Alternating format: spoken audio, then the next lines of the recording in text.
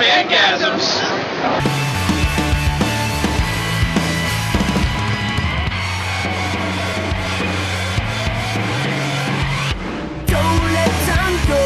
Never promise tomorrow. You gotta live what you love, live what you love. Don't let time fly out the windows. You never promise tomorrow. Gotta live what you love, live what you love. Don't let time go. You never promise tomorrow. You gotta live what you love, live what you love. Here we are at FanGasm again. Today's a very special day. For today's tabletop day. I even have a cutout of Will Wheaton with me. Will Wheaton? Yes, Will Wheaton. I also have a board game that I won. See? I have my known name tag because I had to give the trophy back already. Camera zoom! Okay, and back out. So, alrighty. So it was a really great day. I even did a poll on what you guys liked better, video games or tabletop games. Well, tabletop games won easily on every poll I did on every website, and I can definitely see why. Today we had so many people here at Hugin and Munin. It was fantastic. People played so many different games, played multiple games. We had one person that won so many times, so instead of writing down his name, it's like, I won this many times. That was it. So we had one person almost try to strangle poor Will. Poor guy. And then we had another one try to eat him. We'll show you pictures after. But it was a lot of fun. So I hope you guys enjoyed your tabletop day. So for Free Comic Book Day, which happened recently, we didn't actually have the free comic book specific stuff in. We got the free comic book Iron Man HeroClix, and that's about it. Everything else seemed to have gotten lost in the mail. We still did have a lot of comic books to give away, lots of comics on sale, so I mean it still worked out really well. And we actually had two guests there. We had local writer and artist. So they're talking about their book, their comic, The Underground, which is a book on superhero bugs basically, as well as Tecumseh, which is a Windsor local story to this area about the War of 1812. So here's a little bit about them talking about their comics. So we just recently launched a Rocket Hub campaign, which I'm sure a lot of people have heard of Kickstarter, which is a crowdfunding site for launching projects. And Rocket Hub is very much along that same line. It's a lot more globally based, so it's not as, I guess, American focused as Kickstarter is. And it's actually backed by A&E as well, so they'll watch over projects that they're interested in, and they'll actually fund projects and feature them on television as well. So we started that campaign to help us produce our next book and release our first game as well. We are a Twisted Studio. We have a couple comic book projects that we work on. We're local here from Windsor. Our flagship title is The Underground, which is a story all about bugs and bugs with attitude.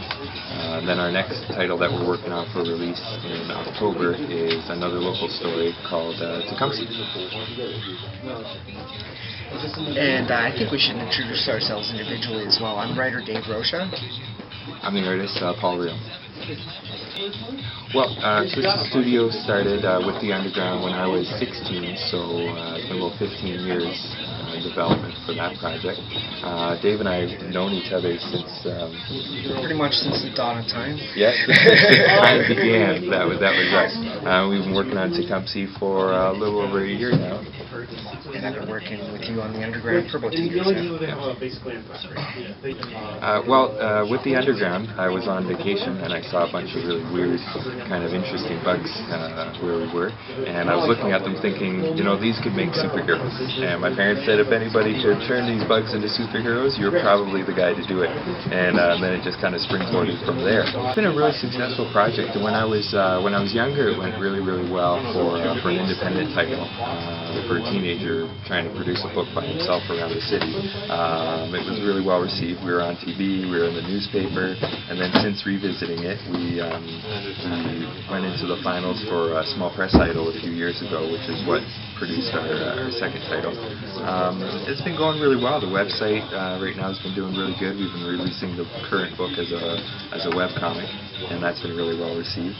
It's something different. It's not your average superhero spandex-clad title, so I think people have received that really well because of it. I know Dave has his own reasons for getting into Tecumseh. All you gotta do is just walk outside. We're on Tecumseh Road here. Tecumseh is everywhere. It's a natural fit. It's a personal story for me. Most of the battles did occur here, and he's a tragic figure. He was doomed from the start. You can't help but admire him. As an artist, I know I feel a lot of pressure because oftentimes you're kind of the frontman for what the title is. But it's fun sticking to titles that we've been really passionate about, things that I found a personal interest in, and even working with Dave, working on something that he's been really passionate about, makes the process a lot easier. We just try to keep it with things that we're really excited about, so that way no matter what work we have to do, it comes really naturally to us. And it's easy working with Dave on the Tecumseh book because it's something that he has so much interest in, and so much research that he's put into it. It makes the artwork really kind of easy to come across because he's put so much detail into his side of the work on that project. And building on Paul's theme there, definitely this is something we're interested in quite a bit. And research has been actually quite easy for this project. It's just everywhere here. You can walk down the street and find a battlefield that occurred in 1812. And it's just fascinating history. I just want everybody to know about it. As for the underground, so much fun. The underground, it's bugs with attitude, with bombs, with guns, with swords. Who wouldn't like that? Hi guys, we're here today with Matt Jones. He is actually a radio show host at a local radio station here that does Japanese anime music. So the segment's called Wind Wave, and he's going to talk a little bit more. So what exactly is on the show? Well, me and my co-host, I have a co-host, his name is Travis Tobian, and we play Japanese music primarily. It doesn't even have to be from anime. He's kind of the anime expert, and I'm more the tokusatsu expert than he is, because I follow the tokusatsu news and stuff. And for anyone who doesn't know, tokusatsu is special effects. It literally means special effects photography, and it's things like Super Sentai, which is the original Power Rangers, and stuff like that. So we play that. We give news. Whenever there's like a holiday or something going on, we try and have a special show going on. We tend to have themes too. Actually, since September, we've been doing each of the themes from all the 36 or 37 Super Sentai now to lead up to July to finish it off, or June to finish it off. Very nice. And what got you into that? Well, I was thinking that you don't hear Japanese music on the radio anymore. You don't hear it on the radio, period, not anymore. I was going to say, I don't remember hearing it when I was younger either, though. No, I thought that, and I'm like, it'd be cool to share this with people. And then I saw my opportunity when I went to Pride Festival that they had the CJAM booth, and I talked to them, and they're like, yeah, volunteer with us, it's free, you don't have to worry about being accepted or not, because you'll be accepted automatically. We'll just get you through training and stuff, and if you take your idea to our program director and he likes it, you can get on the air. So I'm like, idea, and then I told him, and he's like, yeah, I love that idea. You only have to go through the stuff as procedures. Downside to working in a comic store and trying to shoot something. When people come in, I gotta leave. But we were talking about how you had gone into the radio show business. You were talking about you had talked to the radio station. Yeah, he said he liked the show. I just had to fill up some stuff for procedure. This was back 2.5, almost 3 years ago. And I started like a couple weeks after that. My first show was September 18th. I think, yeah, September 18th. Sounds about right. Somewhere around there, right? Yeah. No, that's probably definitely my first show. Alrighty. And what is your like favorite part of it? I just love going in there, being able to share my music with just the vast radio public. And people, when I tell people of the show, they're like, what? This happens? This is a thing? And I'm like, yeah, it's a thing. So it's very, very uplifting to go in there and just do my show. It's a lot of fun.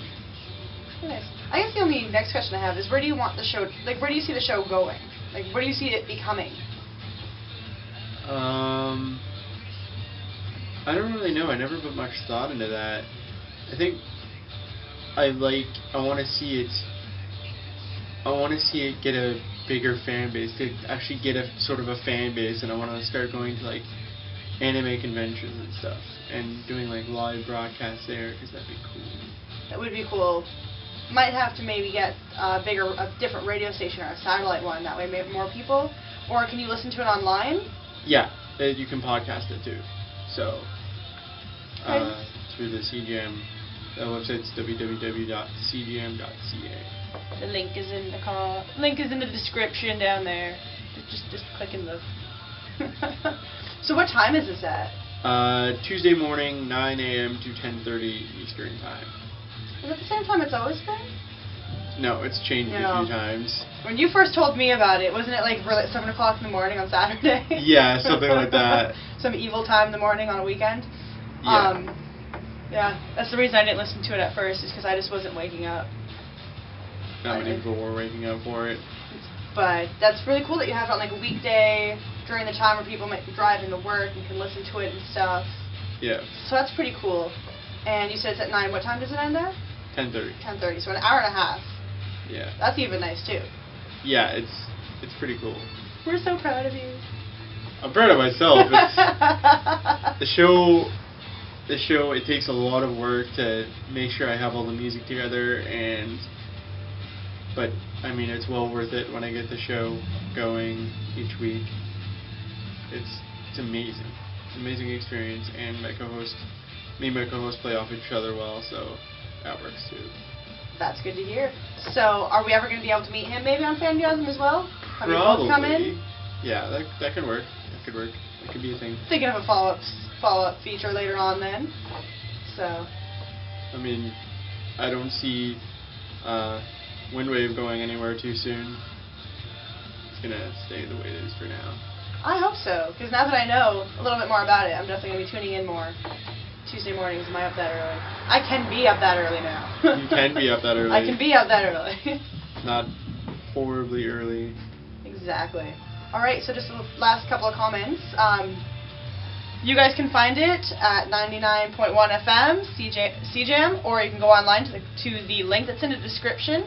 Thank you so much for being on here. No, I'm just kidding. And that's all for this segment. Thank you.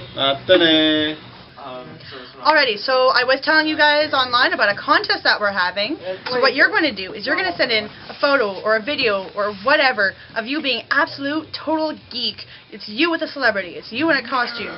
It's you at a store. It's you freaking out over something. It's you being a geek. It's going to be fantastic. The prize is going to be great too. The prize is from my local gaming store called Hugin and Munin. And you can choose anything depending on what prize you get. First place gets $25, and I will pay for shipping and handling anywhere to Canada and the United States. Second place gets $10, and third place will get a surprise gift of either Avengers, The Hobbit, or zombies, and it's just going to be something small, but you get to choose of the 3 that you want. So send in those pictures to either our email, all links are at the bottom, our email, send it as a video reply, or just post them on our Tumblr or Facebook page. I'm excited to see all the pictures, can't wait to see how much of a geek you guys are. Win, win, win. So I hope you liked this episode of FanGasm. I am very sorry it took so long to come out. I've been very busy, not going to be so much busy anymore. We actually already have stuff for episode 4 planned out, including Anime North. I myself am not going, unfortunately, but we do have someone going. A couple of notes. You'll notice the t-shirts I've been wearing this episode, not this one, but other ones, they've all been done by T-Turtle. I really love their t-shirts. Eric and I both have, okay, well he has 3, I have 6, but we both have shirts from them. You can find their link in the description. Another note is for the contest. I do want a minimum of 30 people. There's no deadline, it's just 30 people, and then basically the next episode after that 30 people will be announcing the winners. Again, it's for Canada and the US, and hopefully I can't wait to see what you guys send me. So, final note, I won a prize, and it's really cool. It took forever for me to win it. It's this thing right here. It's a mist machine. I'm going to turn off the light for a second, and you can be like, see mist? Mist, mist. So I mean, it's pretty cool stuff. I don't know how well you can see the mist in the light, but mist. It's a magic fountain, a mist machine. Been trying to get one of these for years, and I finally got one, so feeling pretty good about it. Wanted to show it off. I'm horrible at that, I know, I'm sorry. So, again, hope you liked this episode, and we will be seeing you next time.